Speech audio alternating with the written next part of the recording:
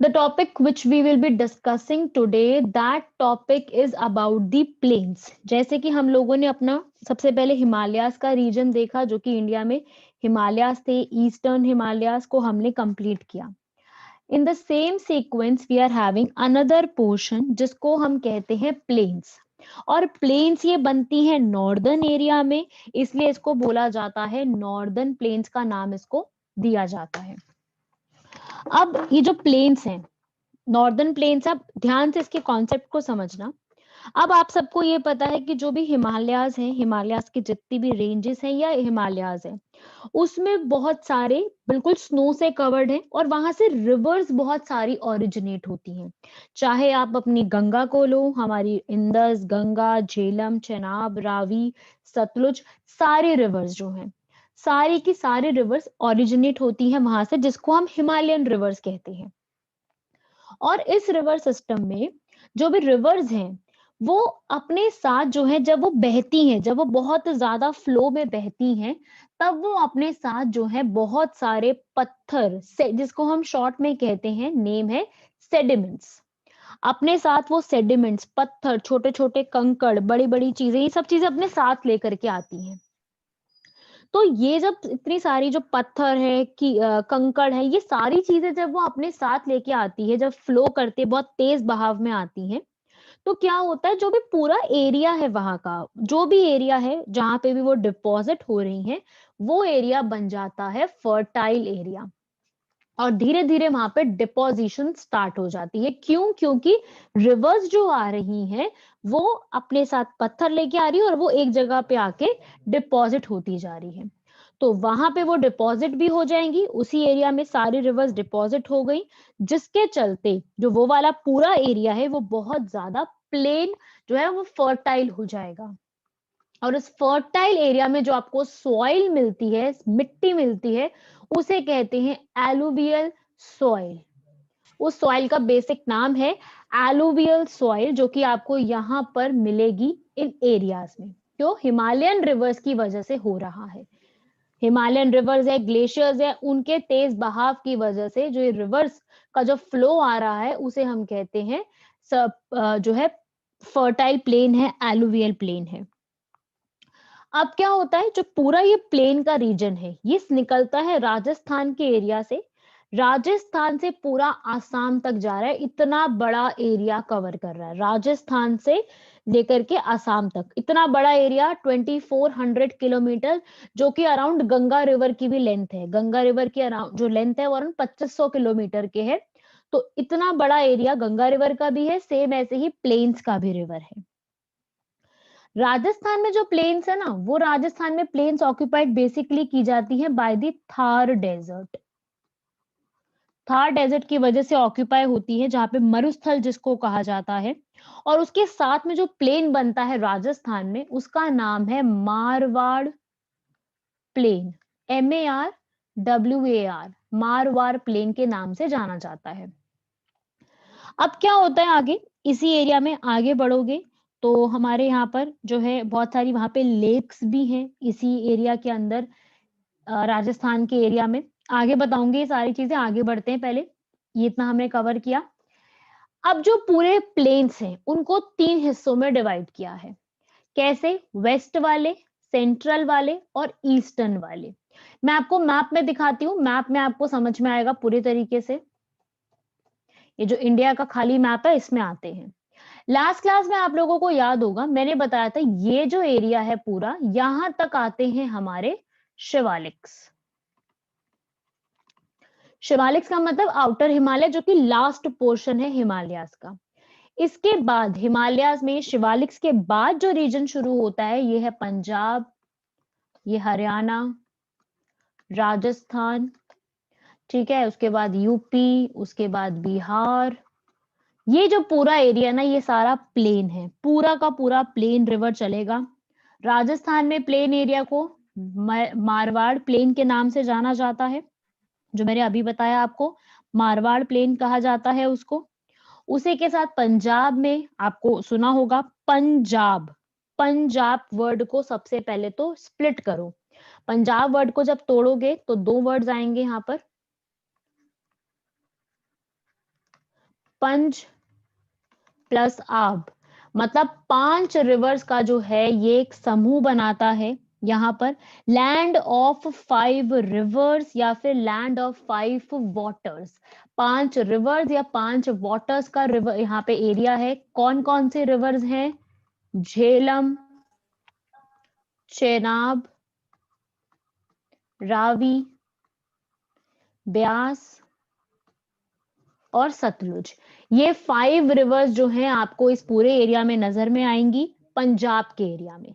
यहाँ पे बनता है 5 रिवर्स क्रॉस करती हैं और यहीं पर जो है 5 रिवर्स की वजह से प्लेन एरिया यहाँ पे आपको देखने को मिलता है। यहाँ से जैसे ही रिवर्स आगे क्रॉस होती है तो आप हरियाणा और यूपी की साइड में एंटर करते हो, तब आपको यहाँ पे कौन सा प्लेन मिलता है? गंगा प्लेन। यहाँ पे आपको पूरा गंगा रिवर सिस्टम नजर में आएगा, बहुत सारी गंगा की ट्रिब्यूटरीज नजर में आएंगी।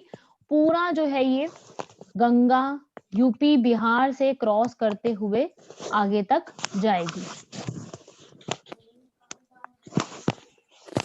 शाहनवाज प्लीज म्यूट कीजिए, आपका म्यूट हो नहीं पा रहा है। हाँ जी, आगे देखेंगे इसी के अंदर।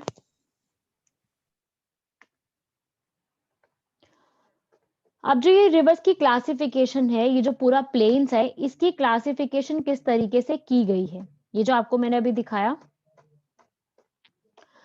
वेस्टर्न में पंजाब और हरियाणा और थोड़ा सा राजस्थान, सेंट्रल में यूपी बिहार और वेस्ट बंगाल का पूरा एरिया, और लास्ट में ईस्टर्न होगा। ठीक है, एक ये बताऊंगी मैं अभी ब्रह्मपुत्र रीजन और डेल्टा, जिसको सुंदरबन डेल्टा के नाम से जाना जाता है, इसको अभी हम आगे पढ़ेंगे। पूरा ये वाला आगे बताऊंगी डेल्टास के बारे में। पंजाब और हरियाणा में मतलब ये जो वेस्टर्न प्लेन्स है, इसमें सिर्फ यही जो अभी मैंने आपको समझाया, यहाँ पर 5 रिवर्स आपके सामने आएंगी। कौन कौन सी हैं? झेलम, चेनाब, सतलुज, ब्यास और रावी। ये 5 रिवर्स आपको नजर में आएंगे। इन 5 रिवर्स के जो सेडिमेंट्स हैं, सेडिमेंट्स का मतलब क्या होता है? जो पत्थर और जितनी भी चीजें इन 5 रिवर्स की वजह से आ रही हैं, उन्हें उनके रीजन को हम कहते हैं वेस्टर्न प्लेन्स। इन 5 रिवर्स की वजह से जो हो रहा है, तो वो वेस्टर्न प्लेन्स वाले रीजन में आते हैं, क्योंकि यहाँ पर आकर के जो रिवर्स के जो भी पत्थर हैं और छोटे छोटे कंकड़ वगैरह जो भी चीजें हैं, वो सब यहाँ पे आके डिपॉजिट हो जाती हैं।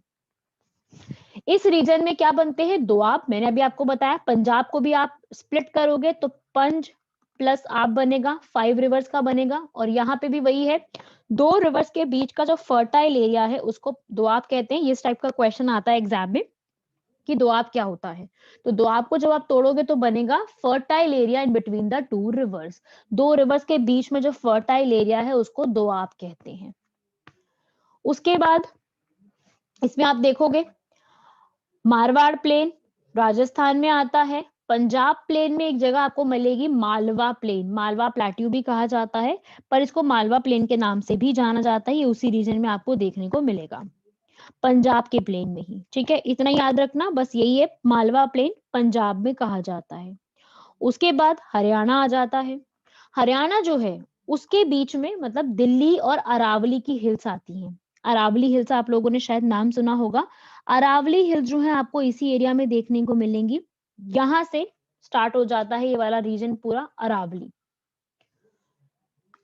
लास्ट में एक बस ये पॉइंट याद रखना है, यहाँ पे एक रिवर फ्लो करती है, घग्गर रिवर जिसका नाम है। घग्गर रिवर आज के टाइम पे सरस्वती रिवर की सक्सेसर मानी जाती है।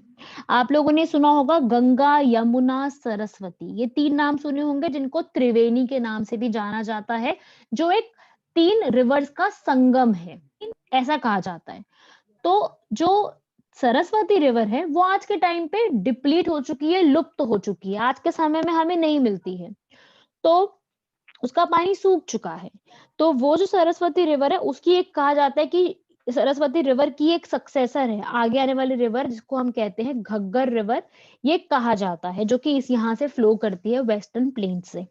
इतना याद रखिएगा, इसके अंदर वेस्टर्न प्लेन से यही क्वेश्चन बनते हैं, इंपॉर्टेंट नहीं है उतना, क्योंकि आगे का जो पोर्शन पढ़ेंगे वो ज्यादा इंपॉर्टेंट है, उसमें से ज्यादा क्वेश्चंस आते हैं।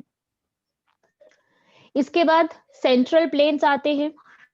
सेंट्रल वाले एरिया में आपको देखने को मिलेंगे, सबसे बड़ा एरिया है जो कि पूरा कोलकाता तक जा रहा है, और इसके अंदर जो भी रिवर्स है वो हिमालय तो है ही, गंगा तो रिवर यहाँ से आ ही रही है। आप अगर पिक्चर में आपको दिखाऊं दोबारा से, अगर आप इस पिक्चर में दोबारा से देखो इस मैप में, तो पंजाब और हरियाणा के बाद जो अगर गंगा जो है वो उत्तराखंड से निकलने के बाद पूरे यूपी से फ्लो कर रही है। यहाँ से पूरे से जाते हुए, बिहार से जाते हुए बहुत सारी ट्रिब्यूटरीज इनको मिल रही हैं। कोई यहाँ से आ रही है, यहाँ से आ रही है, यहाँ से आ रही है, कोई यहाँ से, कोई यहाँ से, ऐसी बहुत सारी ट्रिब्यूटरीज भी इसको मिल रही हैं।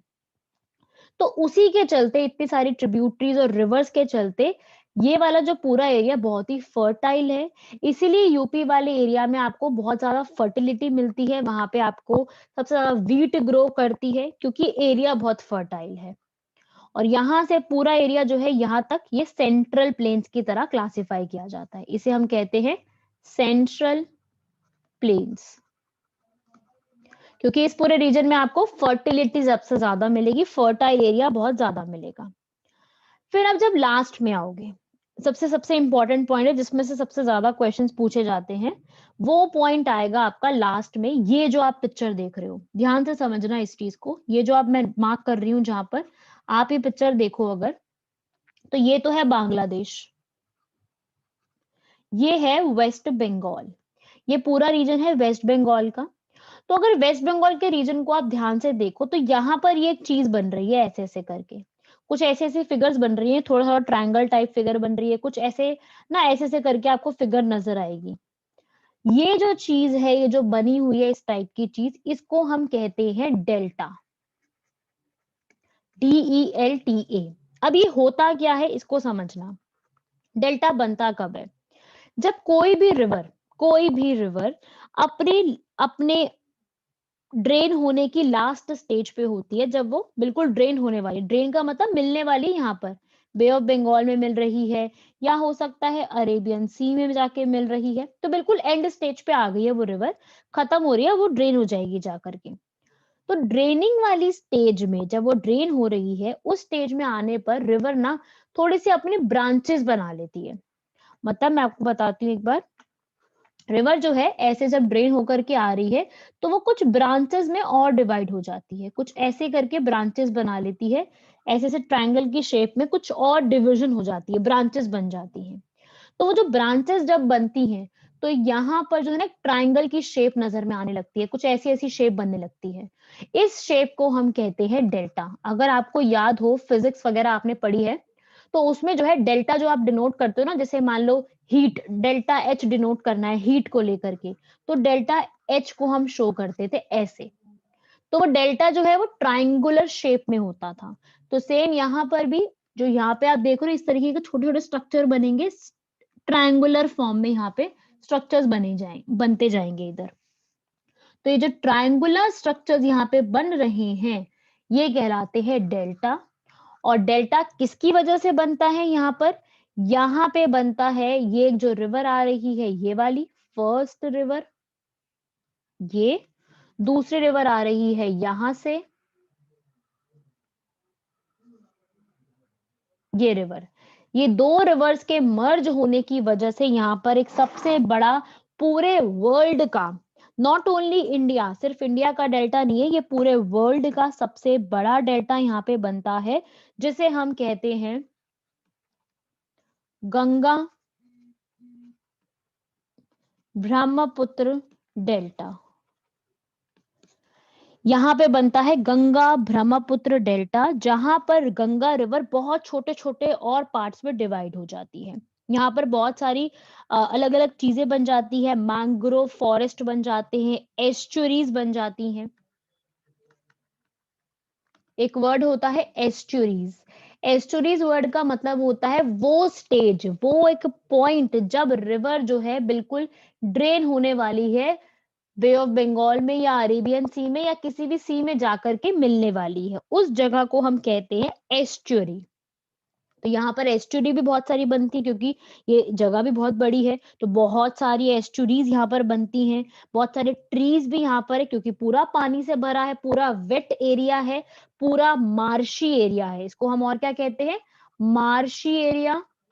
क्योंकि ये पूरा मार्शी एरिया, पूरा यहाँ पर आपको अच्छे खासे पेड़ बहुत सुंदर मिलेंगे, बहुत अच्छा खासा एरिया है ये वाला।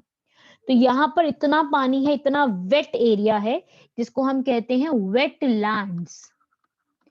ठीक है, वेटलैंड्स का समझो मीनिंग तो क्या होगा, वेट प्लस लैंड, ऐसे लैंड जो वेट है, मतलब हमेशा ही वेट है वो लैंड, हमेशा ही वो गीले रहेंगे, हमेशा उसमें पानी रहेगा, तो वो कहलाते हैं वेटलैंड्स।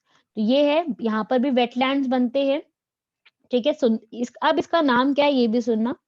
यहाँ पर जो फॉरेस्ट है, यहाँ पे जो क्योंकि यहाँ पर पूरा पानी है, हर चीज यहाँ पे मिल रही है, तो यहाँ पे कुछ फॉरेस्ट है, और उस फॉरेस्ट में एक ट्री है जिसका नाम है सुंदरी ट्री। यहाँ पे सबसे ज्यादा मिलते हैं सुंदरी ट्रीज। तभी इस पूरे एरिया का, जो यहाँ पे जो एरिया है, भारत की मैं बात कर रही हूँ, वेस्ट बंगाल की, वहां के एरिया को हम क्या कहते हैं, सुंदरबंस डेल्टा। इसका दूसरा नाम है, गंगा ब्रह्मपुत्र डेल्टा का दूसरा नाम है सुंदरबंस डेल्टा। क्यों? क्योंकि यहाँ पे सुंदरी ट्रीज आपको सबसे ज्यादा देखने को मिलेंगे, सुंदरी ट्रीज बहुत है, दैट्स वाई इसका अनदर नेम है Sundarbans delta. Ganga Brahmaputra delta is the another name for this. Estuaries फिर से समझा दीजिए, ठीक है। एस्चुरीज क्या होते हैं, जो वर्ड है एस्चुरीज, एस्चुरीज होते हैं जब रिवर अपनी बिल्कुल फाइनल स्टेज में है, अब वो रिवर अब जाकर के सीधा सी में मिलने वाली है, तो उस जगह को कहते हैं एस्चुरी। जब रिवर या फिर कोई भी स्ट्रीम हो सकती है, कोई छोटी स्ट्रीम, कोई बड़ी स्ट्रीम भी हो सकती है, वो स्ट्रीम अब जाकर के फाइनली रिवर में मिल रही है, तो उस एरिया को कहा जाता है एस्चुरी। जब रिवर में जाकर के, रिवर जो है बिल्कुल अब रिवर नहीं रही, अब वो सीधा सी में मिल जाएगी जाके, तो उस पर्टिकुलर पॉइंट को एस्चुरी कहा जाता है। ये एस्चुरी, यहाँ पे जो एरिया है ये वाला जो है वेट एरिया है पूरा, और ये है सबसे बड़ी क्लासिफिकेशन। इस पे क्वेश्चन आते हैं, सुंदरबन ट्रीज क्या है, सुंदरी ट्रीज सबसे ज्यादा कहाँ पे मिलते हैं, ये यहीं पर ही देखने को मिलते हैं, सारे सुंदरी ट्रीज आपको यहीं पर देखने को मिलेंगे। और ये जो पूरा एरिया है, ये पूरा प्लेन्स का एरिया, पंजाब, हरियाणा, यूपी, बिहार, यहाँ पे वेस्ट बंगाल, ये पूरा एरिया फर्टाइल एरिया में आता है। फर्टाइल मतलब उपजाऊ एरिया है, यहाँ पे मतलब एक तो क्लाइमेटिक कंडीशंस भी बहुत सही मिलती हैं, प्लस फर्टाइल भी बहुत है, सॉइल भी बहुत अच्छी है, गंगा रिवर भी फ्लो कर रही है, और बहुत सारे रिवर्स हैं। तो हमारे भारत की एग्रीकल्चरल एक्टिविटी जो होती है यहाँ पर सबसे ज्यादा अच्छे तरीके से हो जाती है। यहाँ पर इरिगेशन फैसिलिटीज भी बहुत अच्छी है। क्यों? क्योंकि यहाँ पे रिवर्स का फ्लो अच्छा है, रिवर्स का फ्लो अच्छा होगा तो यहाँ पर जो है आपको अच्छी खासी इधर जो है एक्टिविटीज, एग्रीकल्चर के लिए इरिगेशन भी सप्लाई अच्छी मिल पाएगी। तो इसी के लिए चलते हैं, यहाँ पर ये आपको एरियाज देखने को मिलते हैं। अब इसमें एक छोटा पॉइंट और है जो अभी हमने कवर नहीं किया है, वो अभी हम करेंगे, उसमें से वो भी इसमें सबसे इंपॉर्टेंट है।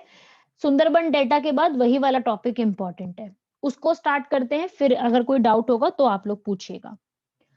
अब देखिए इसके अंदर आगे, पहले इतना आपने एरिया समझ लिया कि ये एरिया क्या होता है, कहाँ से कैसे डिवाइड किया जाता है। जहां पर रिवर यू टर्न लेता है उस पॉइंट को क्या कहते हैं, रिवर यहाँ पे यू टर्न नहीं ले रहा, रिवर इस जगह पर, कोई भी रिवर यू टर्न तो तब लेगा ना जब कोई एक रिवर को मुड़ने का जगह मिलेगा। रिवर को मुड़ने की जगह यहाँ मिल रही है अरुणाचल प्रदेश में, तो उस पॉइंट को कुछ नहीं कहते। यहाँ पे रिवर यू टर्न ले रही है तो साउथवर्ड डायरेक्शन में आ रही है, तो इस एरिया में एक नाम था नामचा बारवा, वो नाम है सिर्फ, उसको कहा नहीं जाता, वो वहां से यूटर्न ले लेती है क्योंकि और आगे रास्ता नहीं है, आगे हिमालयाज है, तो रिवर यहाँ से यूटर्न ले लेती है, कोई स्पेसिफिक नाम नहीं है इस चीज का। आगे देखेंगे, अब कुछ टर्म्स हैं, अब इन टर्म्स को बहुत ज्यादा ध्यान से समझना क्योंकि इसमें बहुत कंफ्यूजन होती है स्टूडेंट्स को। ये आप यहाँ पे देखोगे, ये टर्म्स जो मैंने सामने आप देख रहे हो स्क्रीन पर, जो पूरा नॉर्दर्न प्लेन है उनके एरियाज को डिवाइड किया है 4 नामों में, भाभर, तेरई, भांगर और खादर, और 5वां डेल्टा। 5 तरीके से डिवाइड किया है। फर्स्ट जो टर्म आप देख रहे हो, first term is the Bhabar, फिर तेरई, फिर भांगर, फिर खादर, और लास्ट में आएगा डेल्टा। डेल्टा भी हमने समझा। तो अब भाबर और इन सब चीजों को समझते हैं। सबसे पहले सुनते जाना, कॉन्सेप्ट अच्छा है बहुत। हुआ ये कि जब भी रिवर माउंटेन से निकल रही है, रिवर निकल रही है माउंटेन से, अपने साथ बहुत सारे पत्थर वत्थर लेकर के जमा कर दिए उसने एक जगह पे प्रॉपर, जो है आपको जो है सेडिमेंट्स, जिसको हम इंग्लिश में कहते हैं सेडिमेंट्स, या फिर ग्रेवल। ग्रेवल भी क्या होते हैं? छोटे छोटे से पत्थर। ये सब चीजें आपको यहाँ पे देखने को मिलेंगी। यहाँ पर ये सारी चीजें आपको इस वाले एरिया में मिलेंगी। अब क्या हुआ कि जब रिवर यहाँ पे आई, माउंटेन से निकलने के बाद रिवर ने बहुत सारे अपने पत्थर जोड़ने शुरू कर दिए। वहां वाले एरिया को हम कहते हैं भाबर। और यहाँ पे इस एरिया में आपको स्ट्रीम्स जो है, रिवर्स नजर में नहीं आएंगी। रिवर्स का फ्लो इधर नजर नहीं आएगा। क्यों नहीं आएगा? उसके लिए क्या करो, अपने दिमाग में सब लोग जो है एक सीन बनाओ। मैं जो बोलती जा रही हूँ उस हिसाब से अपने दिमाग में सीन बनाओ, क्योंकि प्रैक्टिकली दिखाना यहाँ पे पॉसिबल नहीं है। हमारी क्लास होती तो मैं आपको दिखाती वो चीज, पर आप लोग जो है अपने दिमाग में एक सीन बनाओ, जैसे जैसे मैं कहती हूँ। आपने एक ट्रे ली है, ट्रे लो, और ट्रे की स्टार्टिंग में, बिल्कुल स्टार्ट में पत्थर रख दो, बहुत सारे, बहुत मोटे मोटे, कोई छोटे छोटे, कोई बड़े, कोई छोटे, सब पत्थर रख दो स्टार्टिंग के अंदर। पूरी ट्रे में पत्थर रख दो स्टार्टिंग में। आगे का जो एरिया है ना, आधी प्लेट में पत्थर रखो, आधी प्लेट खाली रखो। वो जो आपकी ट्रे है या प्लेट है, आधी में पत्थर, आधी खाली पड़ी है। अब क्या हुआ, अब आपने जो है उस प्लेट में, जो आपकी आधी प्लेट थी, उसमें आपने पानी डाला।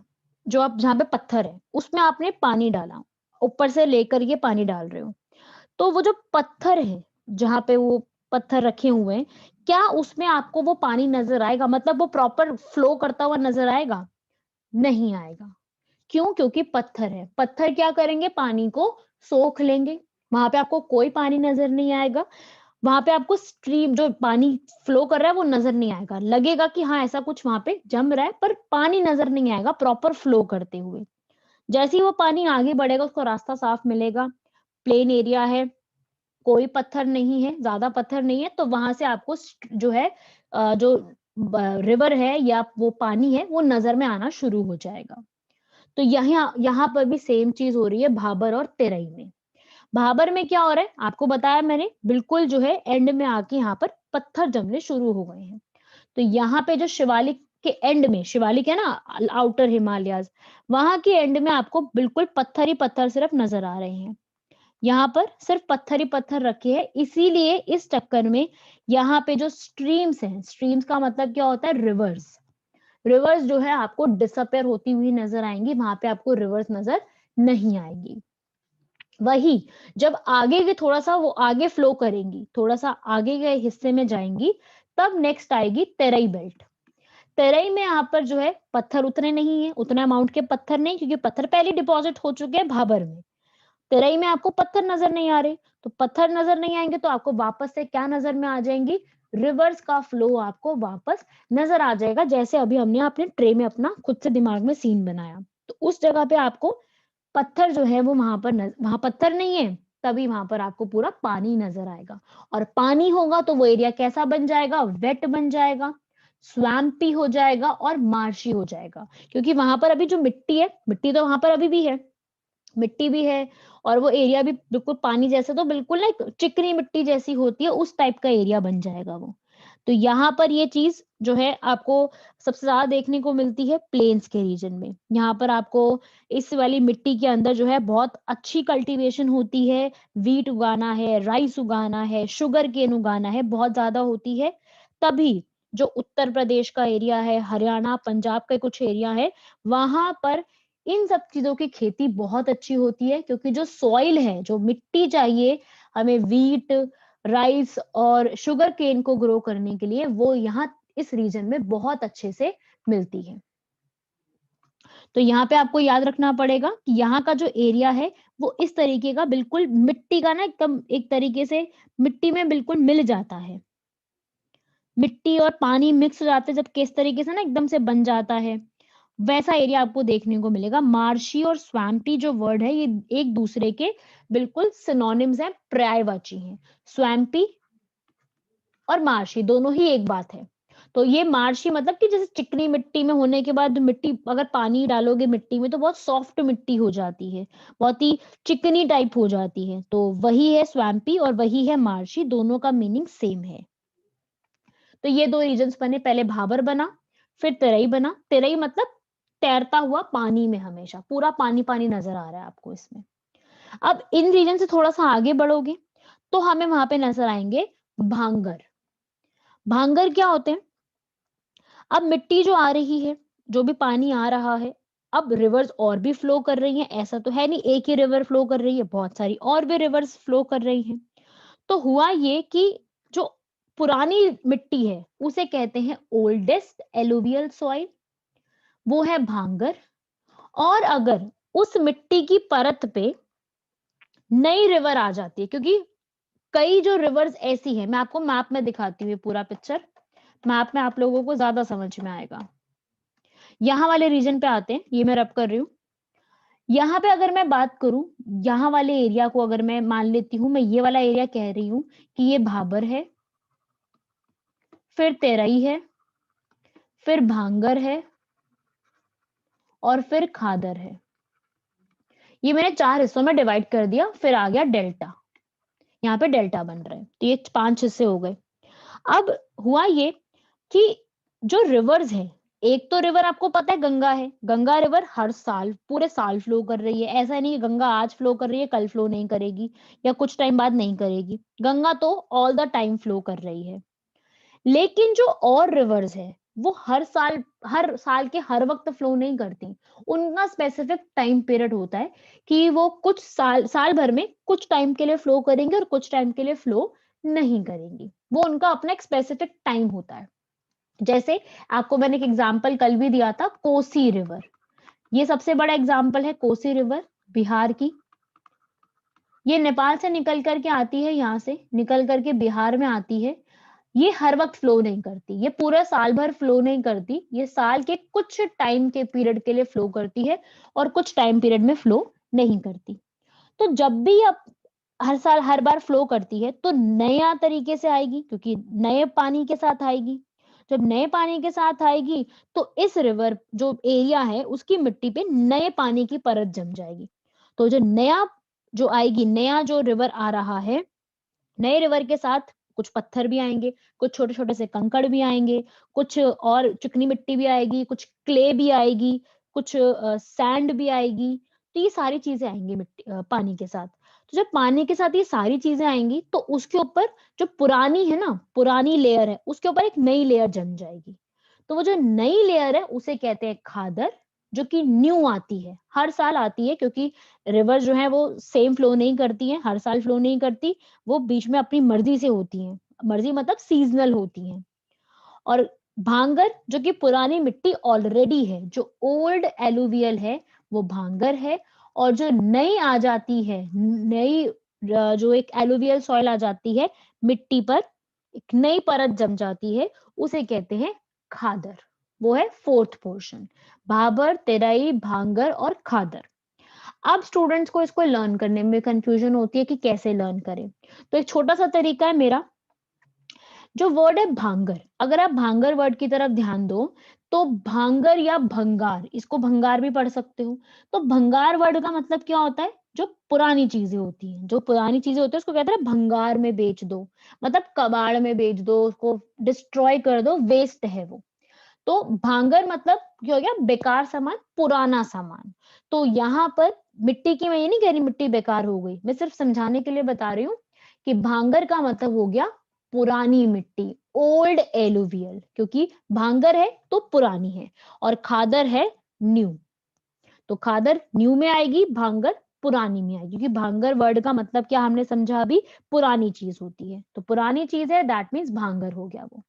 खादर मीन्स यंग, बिल्कुल, खादर का मतलब हो जाएगा यंग और भांगर मतलब हो जाएगा पुरानी। तो इस तरीके से आप याद रख सकते हो कौन सी पुरानी मिट्टी है और कौन सी नई मिट्टी है।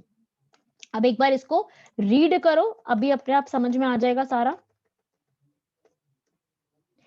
ये वाला पोर्शन रीड करोगे, भांगर जो है ये ओल्डेस्ट एलुवियल सॉइल है, इसको कंकड़ के नाम से भी जाना जाता है। खादर जो है वो यंगर एलुवियल है, और यहाँ पे जो सॉइल है इस रीजन की वो हर साल रिन्यू होती है, नए आते हैं। क्यों? क्योंकि फ्लड आता है। फ्लड मतलब पानी आता है, रिवर फ्लो करती है, नए तरीके से फ्लो करती है। तो जब नए तरीके से फ्लो करेगी तो नई मिट्टी जमेगी, नई परत आएगी उसके ऊपर, इसलिए ये वाला एरिया और ज्यादा फर्टाइल हो जाता है, क्योंकि नई मिट्टी आ रही है। नई मिट्टी आएगी तो और ज्यादा सब जो है और अच्छा बन जाएगा, जो एरिया है वो और नया बन जाएगा। तो ये भी याद रखना है इसके अंदर। ये वाले 4 रीजन्स आते हैं, भाबर, खादर, भांगर और खादर। भाबर, तेरई, भांगर और खादर, ये 4 रीजन्स है बेसिक हमारे, जो कि इस प्लेन्स वाले रीजन में पूरे फॉर्म होते हैं। इस वाले एरिया में आपको ये 4 रीजन्स मिलेंगे जिनके नाम पे क्वेश्चंस आते हैं। यहाँ पे आते हैं क्वेश्चंस, इस टाइप के क्वेश्चन पूछे ही जाते हैं। उसके बाद लास्ट पोर्शन आपने अभी ये देखा, गंगा ब्रह्मपुत्र डेल्टा। इन पूरे जो स्लाइड में लिखा है उसको रीड करो, अपने आप समझ में आ जाएंगी। लार्जेस्ट डेल्टा बनता है, लार्जेस्ट रिवर से बनता है, कौन? गंगा, ब्रह्मपुत्र, इन दोनों रिवर्स की वजह से। इनके नाम क्या है ये मैं सब समझाऊंगी। अभी जो पद्मा लिखा है ये सब अभी आपको नहीं पता होगा, तो मैं समझाऊंगी ये क्या नाम है इसका। और जब डेल्टा बनता है तो वहां पर बहुत सारे सुंदरी ट्रीज हैं, इसलिए इसका नाम सुंदर बंस है। अगर आप इसको तोड़ो वर्ड को, सुंदर प्लस बन बनेगा। सुंदर मतलब वो जो सुंदरी ट्रीज है उसके लिए, और वन का मतलब होता है फॉरेस्ट। वन होता है ना, वन का मतलब फॉरेस्ट, तो सुंदर वंश मतलब सुंदर। सुंदर आगे का स्टार्ट करते हैं। हमने देखा गंगा ब्रह्मपुत्र डेल्टा के बारे में, यहीं पर बनते हैं सुंदर बंस। सुंदर बंस को आपने तोड़ा, आपको क्या मिला? सुंदर मतलब सुंदरी ट्रीज, और बंस मतलब जो फॉरेस्ट बन रहा है। तो वो पूरा एरिया गंगा ब्रह्मपुत्र डेल्टा के नाम से जाना जाता है, और इसी एरिया को वर्ल्ड का लार्जेस्ट डेल्टा है। ऐसा नहीं है कि और एरिया में डेल्टा नहीं बनते, भारत में और महानदी, कृष्णा, गोदावरी, जो साउथ के रिवर्स है वहां पर भी डेल्टा बनते हैं, पर वो लार्जेस्ट नहीं है। लार्जेस्ट सिर्फ गंगा और ब्रह्मपुत्र का ही डेल्टा लार्जेस्ट माना जाता है। यहां तक ये पूरा था, पूरा हमारा रिलेटेड टू जो है, हाँ जी, ये वेस्ट बंगाल का डेल्टा है जो वेस्ट बंगाल में बनता है। ये डेल्टा आपको वेस्ट बंगाल में देखने को मिलेगा। इसके बाद जो नेक्स्ट हमारा टॉपिक आएगा, ये तो था हमारा प्लेन्स। फिजिकल डिविजन्स में हमने सबसे पहले कवर किया हमारा जो है हिमालय, देन हमने प्लेन्स देखे। अब थर्ड डिवीजन जो हमारे सामने आएगी उसको लिखिए। अब थर्ड नंबर पे आएंगे, मैं स्लाइड शेयर कर रही हूँ आप लोगों के साथ।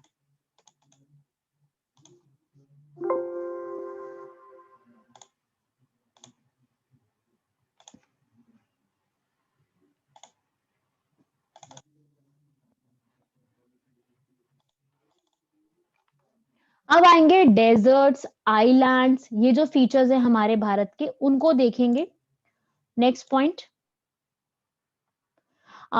जो है, और कहाँ पर डेल्टा बनता है, और मैंने आपको बताया ना गंगा ब्रह्मपुत्र के अलावा बहुत सारे छोटे छोटे रिवर्स हैं, वो भी डेल्टा बनाती हैं, जैसे कि हमारी और रिवर्स हो गई महानदी, गोदावरी, ये सब रिवर्स भी डेल्टा साथ साथ साइड बाय साइड फॉर्म करती हैं। ये छोटे मोटे डेल्टास ये वाली रिवर्स भी बनाती हैं। चलिए, इसके बाद अगला फीचर आप लोग देखेंगे डेजर्ट के ऊपर, जो हमारे डेजर्ट्स होते हैं। डेजर्ट हमारे इंडिया में कौन सा है? थार डेजर्ट। आप सबको जो है इसका नाम सबने सुना हुआ है, थार डेजर्ट, मरुस्थल, ये नाम सबने सुना हुआ है। ग्रेट इंडियन डेजर्ट, जिसको थार डेजर्ट के नाम से भी जाना जाता है, ये आपको मैं आपकी इसकी लोकेशन दिखाती हूँ, ये देखो, ये आपको पूरी तरीके से समझ में आ जाएगी लोकेशन से।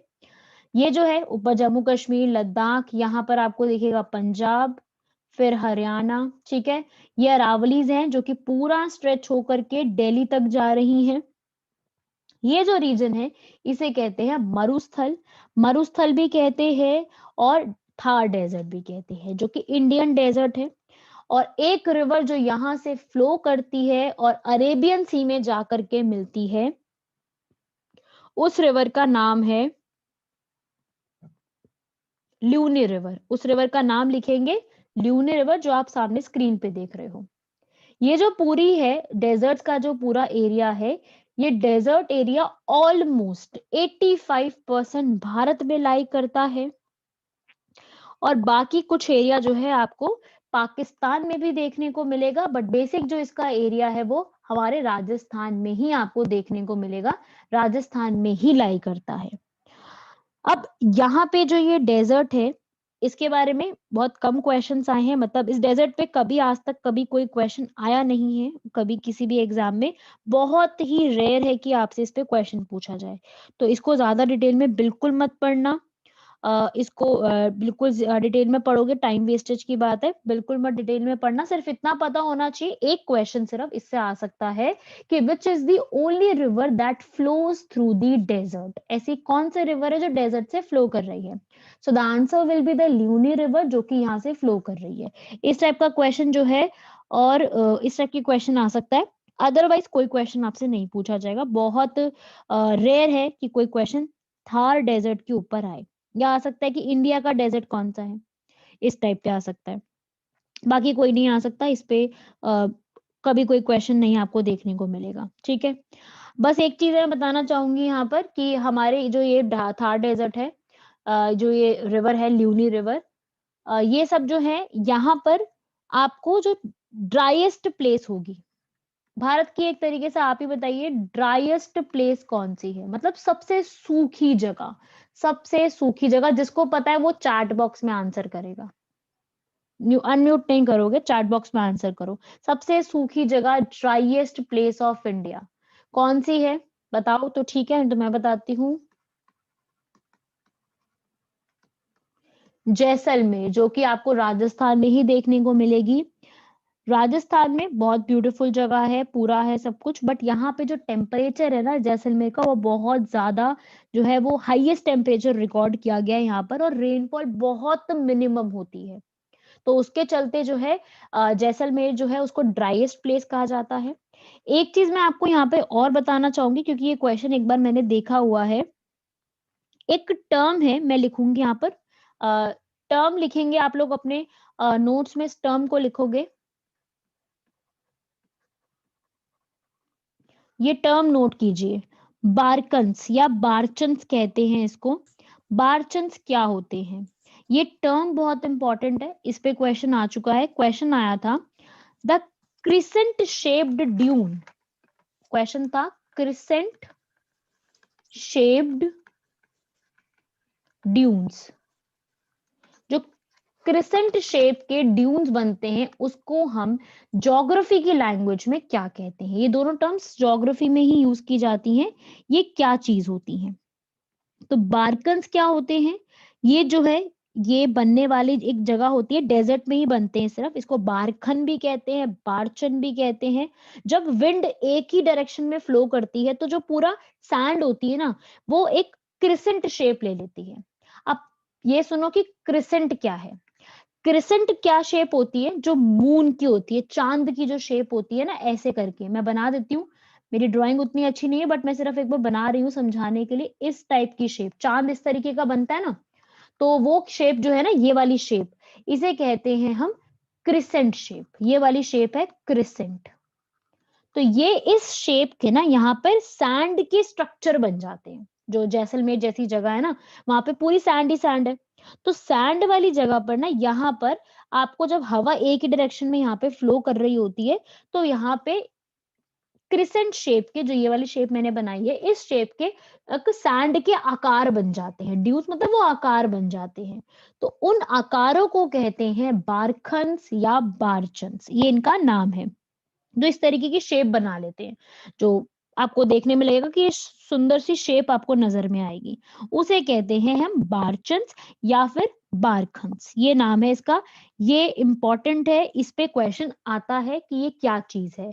बारखंस क्या होते हैं, क्रिसेंट शेप्ड के क्या होते हैं, इस टाइप के क्वेश्चंस आपके एग्जाम में आते हैं। तो ये याद रखना, ये आपको सिर्फ और सिर्फ डेजर्ट एरियाज में मिलते हैं। भारत में ये जैसलमेर में बहुत कॉमनली देखने को मिलते हैं। अब ये तो था डेजर्ट के बारे में। नेक्स्ट बहुत इंपॉर्टेंट आ रहा है कोस्टल प्लेन्स। कोस्टल प्लेन्स याद होगा, जो बिल्कुल तट के किनारों पे होती है, हमारे भारत के बिल्कुल किनारों किनारों पे जो चीज आपको देखने को मिलेगी, उसे कहते हैं हम कोस्टल प्लेन्स। अब कोस्टल प्लेन्स में आपको पता है भारत की जो कोस्ट लाइन है, जो पूरा एक कितना बड़ा दायरा जा रहा है भारत का, वो 7516 किलोमीटर है। मतलब कितनी बड़ी लैंड की हमारे पास जगह है, मतलब ये कोस्ट है, सॉरी। हमारे पास कितने बड़े लेवल के जो है आपको कोस्ट देखने को मिलते हैं।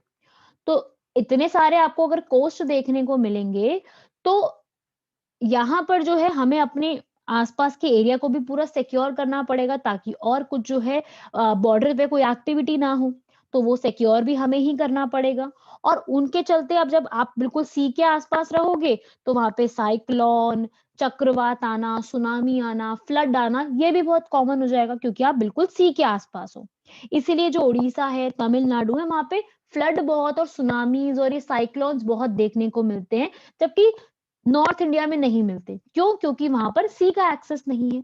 और हमारा जो साउथ इंडिया का पोर्शन है, वहां पर आपको पूरा सी का एक्सेस मिलेगा, पूरा सी, इंडियन ओशन, अरेबियन सी और बे ऑफ बंगाल मिलता है।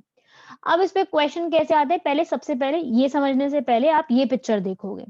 इस पिक्चर को सबसे पहले समझोगे, ये पिक्चर समझ लोगे तो आपको काफी चीजें इजी हो जाएंगी। अब सिर्फ मेरी बात सुनना और समझते जाना। इस पिक्चर को अगर आप ध्यान से देखो, तो ये मैंने पूरा मैप डाला है इसके अंदर साउथ इंडिया का। ये पूरा साउथ इंडिया है। जहां जहां पे मैं लिखूं उसी के हिसाब से देखते जाना।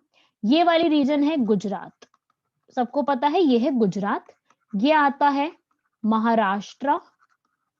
यहाँ पे आता है छोटा सा, यहाँ पे आता है गोवा, छोटा सा। फिर आता है ये कर्नाटका। लास्ट में आता है केरला। तो ये जो पूरा रीजन है जो कि इस साइड में है, इसको हम कहते हैं वेस्टर्न कोस्ट, क्योंकि ये वेस्ट साइड पे है।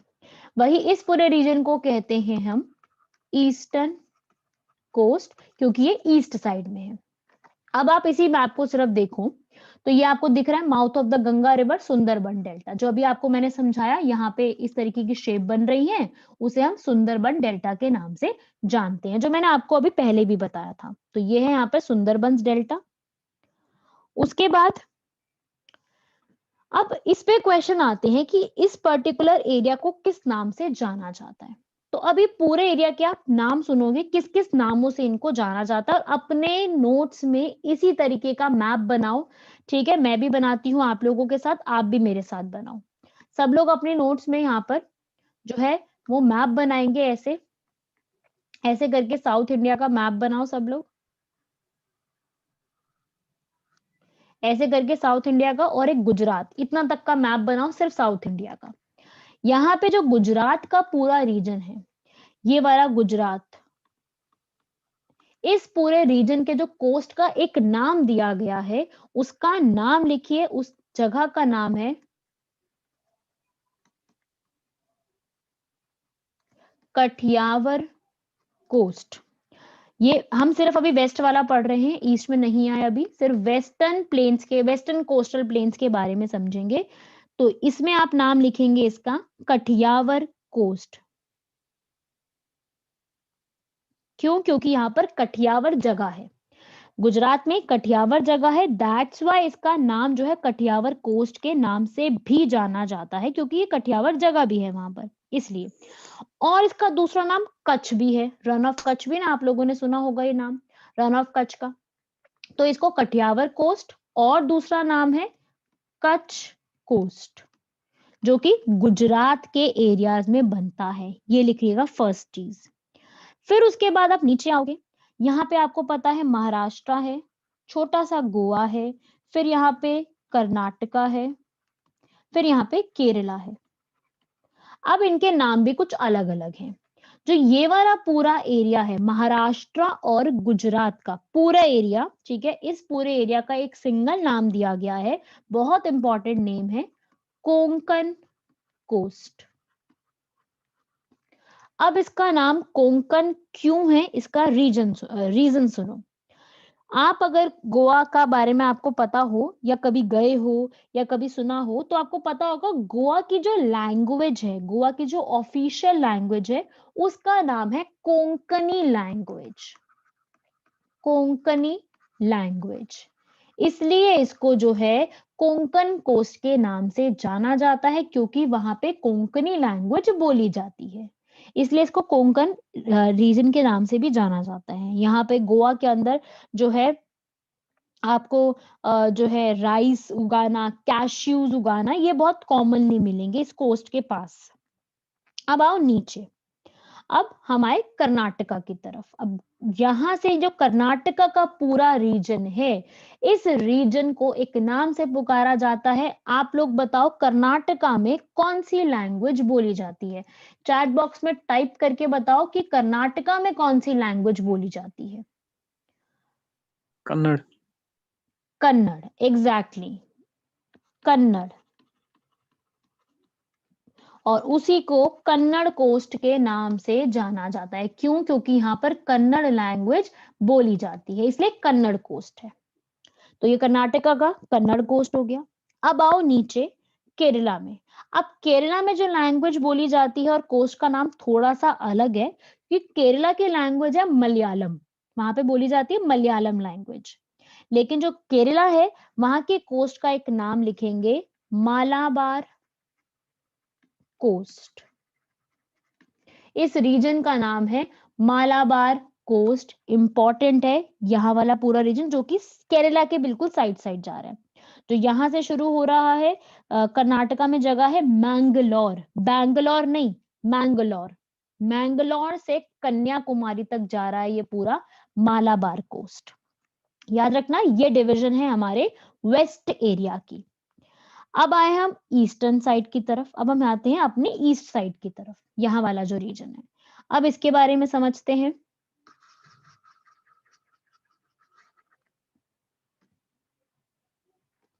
अब आते हैं ईस्टर्न में। तो ईस्टर्न में भी हम लोगों ने डिवाइड किया है इसको। ईस्टर्न के अंदर जो यहाँ वाला ये जो रीजन है, ये आता है उड़ीसा। ये है हमारी उड़ीसा। उसके बाद जो है यहाँ पे है आंध्र प्रदेश, फिर है नीचे तमिलनाडु। ये पूरे रीजन है, ठीक है। तो ओडिशा वाला जो पूरा रीजन है, इस पूरे रीजन का एक सिंगल नाम दिया गया है उत्कल कोस्ट। यू है ये, UTKAL, उत्कल कोस्ट। वही आप नीचे आओ आंध्र प्रदेश के रीजन में, यहाँ पे सबसे सिंपल नाम है आंध्रा कोस्ट। क्योंकि आंध्र प्रदेश का है, इसलिए कुछ नहीं किया, मेहनत नहीं करी, सीधा नाम दे दिया भाई आंध्रा कोस्ट। ज्यादा और कुछ करना ही नहीं पड़ा, सीधा आंध्र कोस्ट। फिर आओ लास्ट में, लास्ट आता है तमिलनाडु का पूरा रीजन। तमिलनाडु में यहां से पूरा लेकर के इधर तक, तमिलनाडु में पूरा नीचे से यहां तक, पूरा यहाँ पे लेक आती है पुलिकट लेक, पुलिकट से लेकर के पूरा कन्याकुमारी तक, यहाँ तक इस पूरे रीजन को कहा जाता है कोरा मंडल कोस्ट। ये पूरा रीजन है कोरामंडल कोस्ट। यहाँ पर सबसे इंपॉर्टेंट है कोरामंडल कोस्ट, ये भी याद रखिएगा, कोरामंडल कोस्ट। तो इस तरीके से हमारे जो कोस्टल प्लेन्स हैं, वो दो तरीके से यहाँ पर डिवाइडेड है। मतलब ये वेस्ट है और फिर ईस्ट है। डिवीजन इस तरीके से है, बेसिकली इस तरीके से जो आप देख रहे हो। वही एक चीज मैं आपको और बताना चाहूंगी, कई जगह पर या कई बुक्स में, कई नोट्स में उत्कल और आंध्र को एक साथ बता दिया गया है। कई बार हुआ है यहाँ पर कि उत्कल और आंध्रा को एक ही बता दिया जाता है। तो कंबाइनिंगली उत्कल और आंध्रा को कहा जाता है नॉर्दर्न सिरकर्स, CIRCARS। कोरामंडल कोस्ट कोई पूछ रहा है, तो कोरामंडल कोस्ट जो है वो तमिलनाडु के रीजन में आता है। पुलिकट लेक से स्टार्ट होकर के यहाँ पे है पुलिकट लेक से स्टार्ट होकर के एंड ऑफ कन्याकुमारी तक आता है। इस पूरे रीजन को कहते हैं कोरामंडल कोस्ट। ये कोरामंडल कोस्ट है। प्लस अगर उत्कल कोस्ट और आंध्रा कोस्ट को आप मिला दोगे तो कंबाइन करके इनका एक नाम है, जिसे कहते हैं नॉर्दर्न सिरकल्स। इस नाम से भी इसको जाना जाता है। ये था पूरा कोस्टल प्लेन्स के बारे में। तो यहां तक जो है कोई डाउट हो, कुछ हो तो आप पूछ सकते हैं। पहले पूरा आप अपने आप जो है पूरा इसको जो है मैप को बना लेंगे अपनी स्क्रीन पर, अपने उस पे नोट्स में इस पूरे मैप को आपको पहले तो बनाना होगा। पहले इसको पूरा बना लो।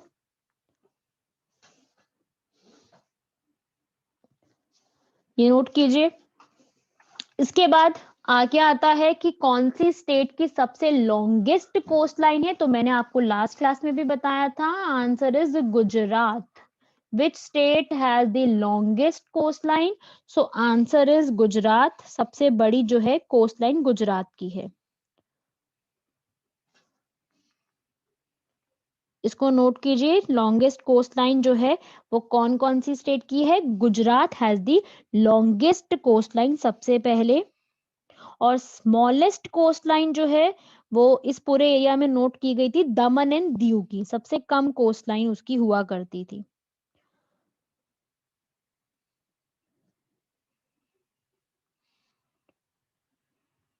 नोट कीजिए सब पूरे को। उसके बाद अब कोई डाउट है तो अब आप लोग यहाँ पे पूछ सकते हैं।